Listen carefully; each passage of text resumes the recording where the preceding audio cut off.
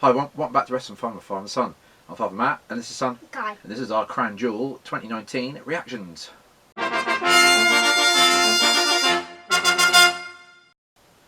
I did say I was going to do like a bigger video of SmackDown and the reactions together, but I think there's been quite a lot happening at Crown Jewel, kind of. So we just thought we'd do a quick, sort of really quick video to sort of go through some of the highlights. Crown Jewel, obviously, as we know, is in Saudi Arabia. First of all, we'll quickly we'll just go through the highlights, I suppose. So we'll start with like Lesnar versus Kane Velasquez. Very quick match. It was a very quick Lesnar retainment of the title. To be fair, it wasn't really that great a match. To be fair, I watched it and said, well, I think that's one of the worst matches I've ever seen. So yeah, Lesnar actually squashed Kane, and that was basically it. After the match, Rey Mysterio had a chair and he was attacking Lesnar because Lesnar wouldn't release the submission that he applied to Kane to win the match, and that then filters into SmackDown because we've actually watched SmackDown and we're doing this before we record our SmackDown review, so we do actually know what happened on SmackDown. So this sort of filters in to SmackDown, so I thought that's why we mention it. The Tag Team Turmoil match, basically the OC won, didn't they? The OC got the best in the world tag team trophy. So I thought it was going to be Heavy Machinery. You thought the Viking Raiders. It was very, very close to being the Viking Raiders, but the OC ended up getting the upper hand in the end. Tyson Fury versus Braun Strowman. Again, it's what you would expect. A boxer versus a wrestler. Not much athleticism in the match. They wouldn't know how he'd dive in or spots or anything like that. It was what it was. And the end of that match was that Tyson Fury punched Strowman in the face as Strowman was trying to get into the ring on the apron, knocked him out, got a 10 count and got the win that way.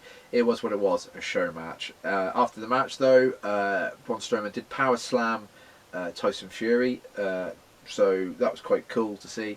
What else? AJ Styles versus Alberto Del Rio for the US title. They had a 20-man battle royal on the pre-show. It was Alberto that won it. Then he had a match against AJ. This was a cool match. Again, that Alberto is, I think he's going to be a really good superstar in the future. He's really cool. He's a really good superstar, and they put in another solid match. Next, we had the very first women's match in Saudi Arabia.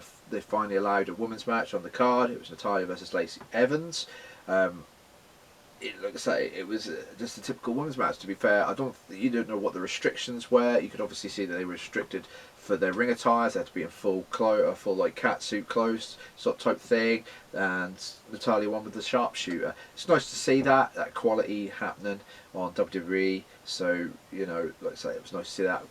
Going forward, we'll have to see what happens in the future. They'll probably obviously have other women's matches now going forward. Ric Flair versus Hogan, Team Flair.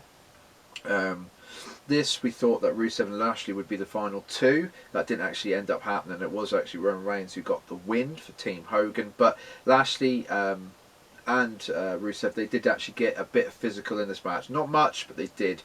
I put a little note for the Claymore that Drew McIntyre done. I think it was on Ricochet, wasn't it? He absolutely turned him inside out. It was a really good Claymore. I really like Drew McIntyre. I think he's got so much potential. He's got the look. He could be a champion, but they need to really get behind him. But we'll have to see. And then we get to the final, which was Rollins versus The Fiend for the Universal title. Again, in that weird sort of red glow, which I can understand why they do it, but to be fair, you can't see anything. What's the point? Half of the stuff you couldn't see. It was a falls count anywhere with no stoppages.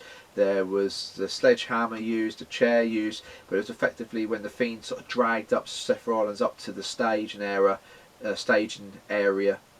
and Rollins sort of knocked him off into this sort of like cases. The pyro went off, explosions, everything, only for then the Fiend to appear, mandible claw Rollins, then did the Sister Abigail, didn't he, Kai? Did the Sister Abigail, and he won the Universal title. So the Fiend is now the new champion. What do you think about that, Kai? I think he's going to be unstoppable. You think he's going to be unstoppable? Yeah, you know, there's been such a backlash about Hell in a Cell. They finally pulled the trigger on the Fiend. It's good to see it. We'll have to see where they go now with the Fiend, Bray Wyatt sort of multiple personality. We'll have to see what happens with the title. I think we might have a little bit more of an idea where that title might sit as well in the actual sort of universe, as it were. Anyway, that was a quick go through his Crown Jewel. I didn't want to do a long video, but I did want to make some of the points. I'm quite happy to see the Fiend as a champion. I think Kai is too. And you have to check out the next video, which will be the SmackDown review, for everything that happened on SmackDown, or everything that kind of links into this Saudi show. So if you like this video, please like, comment and subscribe, and we'll see you in that video. So I'll say goodbye, and say goodbye, Kai. Goodbye. Goodbye.